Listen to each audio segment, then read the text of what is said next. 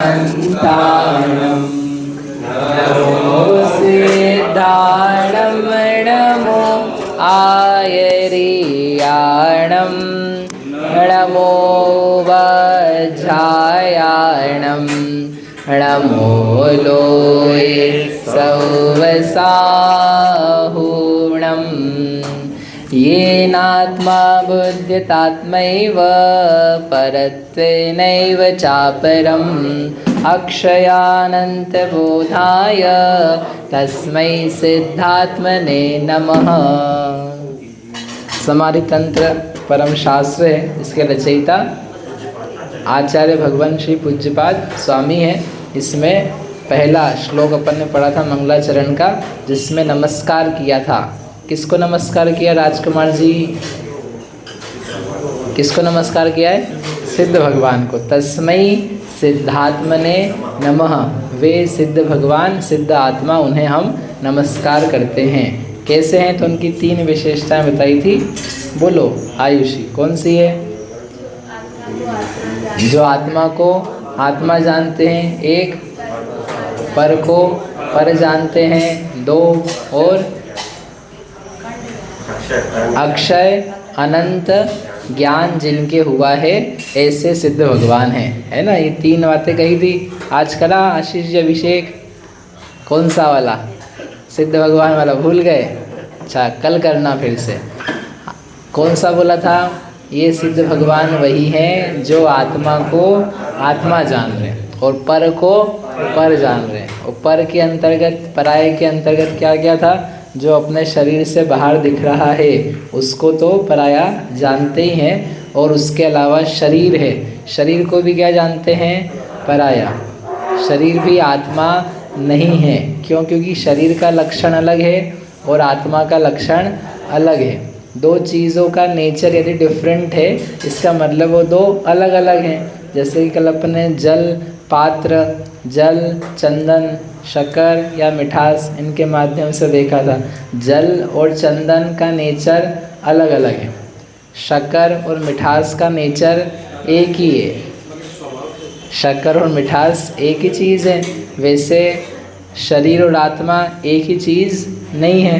वे कैसी हैं? जैसे जल में चंदन घोल दिया हो, वैसे शरीर में जैसे आत्मा व्याप्त होकर के रह रही है। इसलिए वे बुद्धिमान सिद्ध भगवान सिद्ध बनने के पहले ही शरीर को आत्मा से भिन्न जानते थे। और उसके अलावा क्या भिन्न है?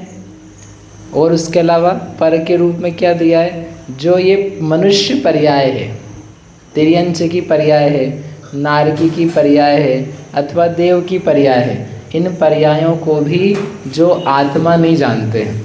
अब देखो, ये तो शरीर की बात थी। शरीर मनुष्य पर्याय, पर्याय समझते? अवस्था, दशा। तो जो शरीर है, क्या वह मनुष्यता है, क्या वह शरीर की दशा है कि आत्मा की दशा है? मनुष्य हुए ना अपन, तो मनुष्य कौन है? आत्मा मनुष्य है कि शरीर मनुष्य है, कि दोनों ही मनुष्य है, कि कोई भी मनुष्य नहीं है? 4 ऑप्शन है अपने पास 2 चीज़ों को लेकर के। फिर से बोलूं, जो ये शरीर मनुष्यता है, मनुष्यता या मनुष्य अवस्था, मनुष्य पर्याय।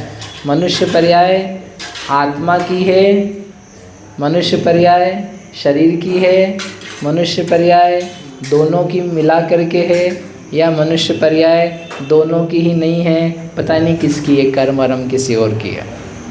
बताओ किसकी है? शरीर की है, एक उत्तर। और बोलो, दोनों की है, एक उत्तर। और हाँ, दोनों की नहीं है, एक उत्तर। एक और बच गया बस, है कर दोनों की नहीं, अलग किसी और की हो गई ना, तो एक बच गया। आत्मा की वो नहीं बोलना चाहते हो आप लोग कोई भी, कि उसको तो पराई बताना है ना। जो मनुष्य पर्याय है, शरीर मनुष्य रूप हुआ और आत्मा के भाव मनुष्य रूप हुए। 2 अलग अलग चीज़ें थी। शरीर है तो वो मनुष्य का शरीर है और पशुओं का शरीर है। दोनों एक जैसे हैं कि अलग अलग प्रकार के हैं? अलग अलग प्रकार के। पुद्गल के बने ही इस अपेक्षा से पौद्गलिक ही हैं, अचेतन ही हैं। लेकिन यदि शरीर का प्रकार देखो तो ये समझ में आता है ना, ये मनुष्य का शरीर है और ये तिर्यंच का शरीर है। ये देव का शरीर ऐसा होता है, नारकियों का अपन ने चित्रों में देखा हुआ। तो वो शरीर का प्रकार भिन्न भिन्न होता है, क्योंकि अलग अलग कर्म के उदय से शरीर बनता है। जो शरीर बना है ये मनुष्य का शरीर है, लेकिन जो मनुष्य पर्याय है वह पर्याय शरीर है क्या? जब अपन ने किसी के शरीर को जलाया, मरण हो जाने पर दाह संस्कार के लिए ले गए और जला दिया, तो जला दिया तो अपन ने मनुष्य को जलाया क्या? मनुष्य को जलाया? शरीर को जलाया, मनुष्य को तो नहीं जलाया ना। मनुष्य को जलाओगे तो पाप पड़ेगा। मनुष्य को जलाओगे तो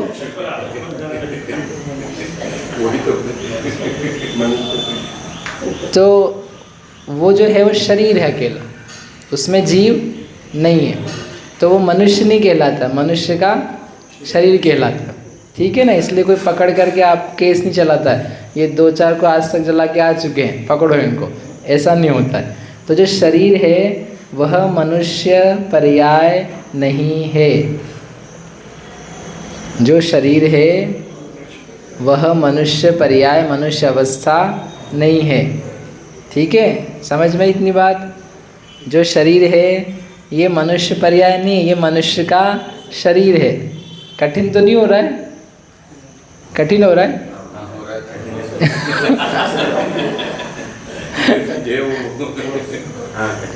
हाँ चलो, अच्छा, क्या आज पहली बात आप लोगों ने बोला, मुंह से अक्षर निकले कठिन है। किसमें पराय समझने में?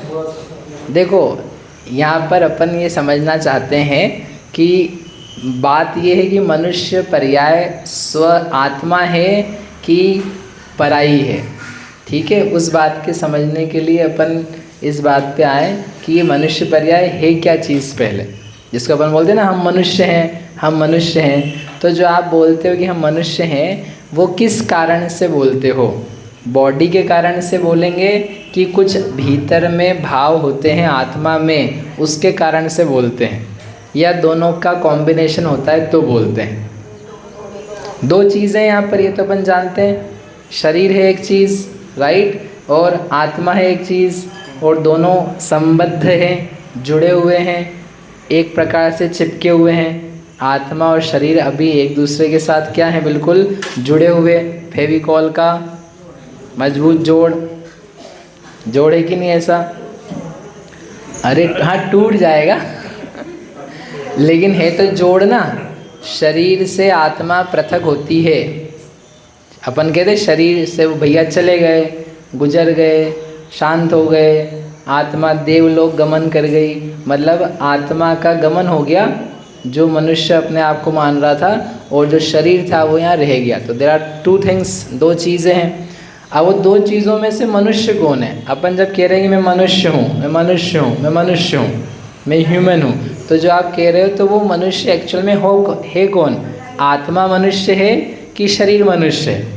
ये अपना सोच है, विचार इस पे करना है। ये शरीर बॉडी को आप मनुष्य बोलोगे कि आप आत्मा को मनुष्य बोलोगे, कि दोनों चिपक गए हैं, मिल गए हैं, ऐसी जो दशा बनी है उसको मनुष्य बोलोगे? ये प्रश्न था सोच का। ठीक है, यहाँ तक समझ में आया कि अपन क्या चाहते हैं देखना, कि यहाँ पर मनुष्य एक्चुअल में है कौन? जैसे वो जल मिलाया, चंदन मिलाया, तो उसमें चंदन कौन है? जल चंदन है कि कलश चंदन है कि चंदन चंदन है? चंदन में माँ समझ में आ गया, चंदन में चंदन ही चंदन है। वो जो जल है वो तभी भी क्या है? जल है। और कलश जो रखा हुआ है वो कलश है, और जिसमें अपन ने पात्र में डाला वो भी पात्री है। तो चंदन कौन है? अकेला चंदन ही है। फिर भी वो जल को भी अपन चंदन बोल लेते हैं। तो ये हमारा क्या है? व्यवहार है, दोनों को मिक्स करके बोलने का। तो ऐसे ही यहाँ पर 2 मिली हुई चीज़ है, तो उसमें मनुष्य कौन है? मनुष्यता रूप जो दशा है, स्थिति, वो किसकी है? तो कह रहे हैं कि देखो, शरीर है, बॉडी है, ये मनुष्य की बॉडी है, मनुष्य का शरीर है जो अन्य शरीरों से भिन्न प्रकार का है, लेकिन जो पर्याय है, अवस्था है मनुष्यता की, तो वो भाव होते हैं। भाव, मनुष्यता के भाव शरीर में हो रहे हैं कि आत्मा में हो रहे हैं कि दोनों में मिल करके हो रहे हैं। जैसे अभी आपसे जल चंदन का पूछा ना, तो चंदन के जो गुण हैं वो चंदन के गुण जल चंदन मिल गया उसमें है, या जल में है, या केवल चंदन में है? केवल चंदन में। तो चंदन रूप पर्याय किसकी है? केवल चंदन वाला जो पार्टिकल था, घिसा था, उसकी है। वैसे यहाँ पर मनुष्यता के भाव होते हैं। मैं बोलूँ, मैं सामाजिकता से रहूँ, मैं खाऊं पीऊं सोऊं उठूं नहाऊं, इस प्रकार के जो ये भाव हैं जिसको अपन बोलते हैं मनुष्यता के भाव, इसको दया है, इसको सेवा है, इसको सामाजिकता है, इसको बोलना आता है, सलीके से रहता है। तो ये जो आप भाव कह रहे हो, ये भाव, ये क्रियाएं, ये चेष्टाएं किसकी है? आत्मा की है अवस्थाएं कि ये शरीर की अवस्थाएं हैं? आप जो सोच रहे हो कि मुझे अच्छे से बोलना है, मुझे अच्छे से रहना है, मुझे ठीक से लेटना है, फैलाना नहीं है, बिखराना नहीं है, भाषाएं बोलनी है, वाक्य बोलने हैं, याद करना है, ये सब भाव शरीर के हैं कि आत्मा के हैं? किसके भाव हैं?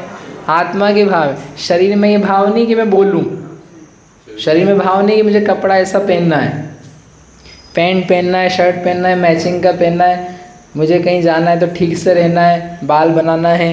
ये जितने भाव हैं जिसका आप मनुष्यता का मानवीय व्यवहार कह लो, किसके कारण से हाँ ये मनुष्य मनुष्य है, तो वह भाव शरीर में पैदा होता है कि वह भाव आत्मा में पैदा होता है? अब बोलो किसमें होता है? रट्टा हुआ नहीं बोलो, जो हो रहा है वो आपके ऊपर। हमने भी तिर्यंश की पर्याय नहीं बोली है। वो किस में हो रहा है भाव? आत्मा में हो रहा है। समझ में?